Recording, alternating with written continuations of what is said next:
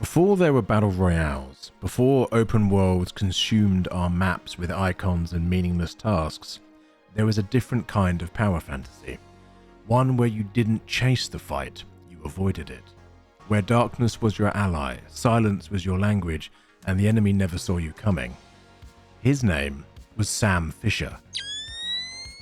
And for a decade, Splinter Cell stood as the gold standard of stealth, a masterclass in tension, precision, and restraint. But then, he vanished. Today, we're going dark, tracing the slow, painful disappearance of one of gaming's most iconic franchises. From its tactical beginnings to Ubisoft's relentless trend-chasing, and the death of stealth as a mainstream genre. This is what happened to Splinter Cell. When Tom Clancy's Splinter Cell released in late 2002, it didn't arrive quietly. It redefined the shadows. It wasn't the first stealth game, but it was the first to truly let light be your enemy. Built in a modified Unreal Engine 2, the game didn't just look better than most of its contemporaries, it felt sharper. Every bulb you shot out, every corner you hugged, every whisper you overheard made you feel like a professional ghost slipping through the seams of global conflict. Sam Fisher wasn't a super soldier. He was something more terrifying. A thinking one. And the world noticed. Over 3 million copies sold, numerous Game of the Year awards, and suddenly Ubisoft had something special on their hands. A stealth IP that could go toe-to-toe with Metal Gear Solid, and maybe even beat it at its own game. But where Snake leaned into melodrama and cinematic bombast, Fisher was grounded, tactical, quiet. Splinter Cell was less about story and more about systems, cause and effect, light and dark. It was an immersive sim disguised as a military thriller, and players were hooked. The early 2000s were kind to Splinter Cell. Ubisoft struck while the iron was hot and managed to pull off the near impossible, 3 back-to-back critical hits. 2004's Pandora Tomorrow brought more of what fans loved, tightly designed levels, brutal stealth mechanics, and a multiplayer mode that remains one of the most creative ideas in online play to this day, spies versus mercs. 2 different perspectives, 2 different goals, one unforgettable game of cat and mouse. But then came Chaos Theory, and everything changed. Launched in 2005, this was Splinter Cell at its absolute peak. Levels weren't just bigger, they were open. The tools at your disposal, more flexible, more inventive. You could go in loud, sure, but the game rewarded patience. And for the first time, you could bring a friend. The co-op missions in Chaos Theory weren't a tacked-on mode. They were their own fully realized stealth campaign, giving players a rare bond built on whispered plans and synchronized takedowns. Sales stayed strong, over 2.5 million copies, just a shade below the original. But the writing was on the wall. These games were masterpieces, but they were slow.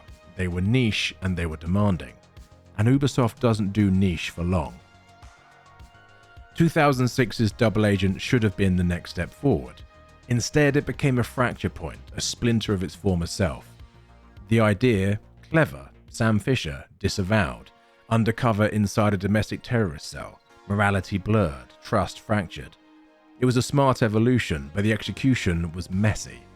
2 separate teams developed 2 different versions of the game, one for Xbox PS2 and another for Xbox 360 PC. The result was a disjointed experience. One version focused on scripted missions and grounded stealth. The other leaned into morality systems, flashy set pieces, and mission hubs. The stealth was diluted. The story tried to go deep but fell into cliché. Michael Ironside was still there, but even he couldn't hold it together. Still, the name of Splinter Cell still carried weight. 2.6 million copies sold. Not bad, but something felt off. The pacing, the tone, the soul. The franchise was still alive, but the shadows, they were thinning. Ubisoft was watching the market, and the market didn't want shadows anymore. It wanted action, momentum, instant gratification. So in 2010, they reintroduced Sam Fisher with Conviction, a game that didn't just shift direction, it detonated it. Gone was the methodical stealth, in its place quick-time interrogations, flashy mark and execute mechanics that you delete enemies at the push of a button, cinematic flourishes, objectives projected on walls, memories flashing mid-mission. It was slick, loud, and almost unrecognizable to the Splinter Cell that we knew. Sam wasn't a Splinter Cell anymore. He was an angry dad on a mission. Critics were torn. Some called it innovative. Others saw it for what it was, Ubisoft chasing Jason Bourne, instead of refining what made Splinter Cell special. But the gamble worked. Over 3 million units sold, the highest since the original. The only problem, they taught the audience to expect action, and that lesson would cost them dearly. Blacklist in 2013 was a plea, a compromise, a game that tried to be everything to everyone, and as a result struggled to truly be anything. Ubisoft wanted to win back the hardcore stealth fans, so they brought back non-lethal options, gave players 3 ways to approach each mission, and even revived Spies vs. Mercs.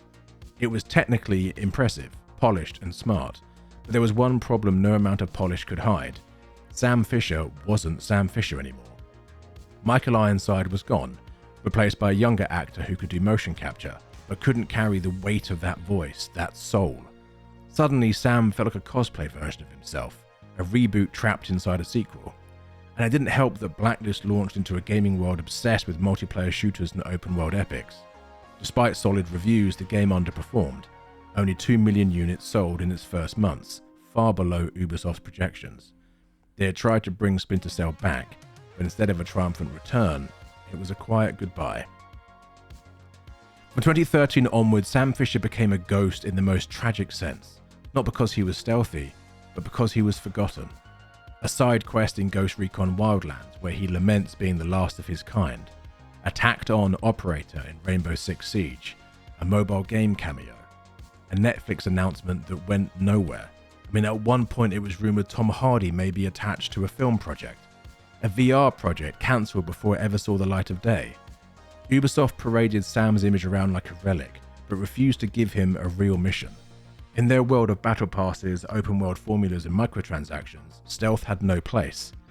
Sam Fisher became nostalgia bait, a corpse they puppeted for press coverage, a legacy that they didn't know how to carry. The tragedy isn't that Splinter Cell disappeared, it's that stealth didn't.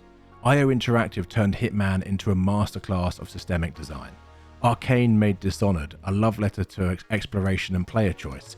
Even Kojima's Metal Gear Solid pushed the genre into open-world innovation.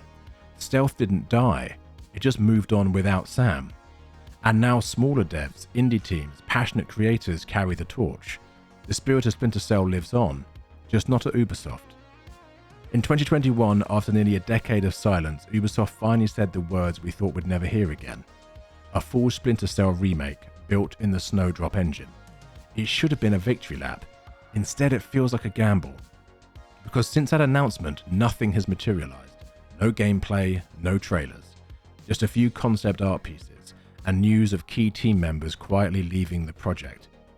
Ubisoft says all the right things. That it's early, that they want to do it justice, but fans know better. We've been here before. We've waited before. Sam Fisher didn't fail. Ubisoft failed him. They taught players to crave explosions instead of shadows. They rebranded patience as weakness, and in their pursuit of relevance, they lost something truly special. Maybe the remake will bring him back. Maybe the world will learn to love stealth again.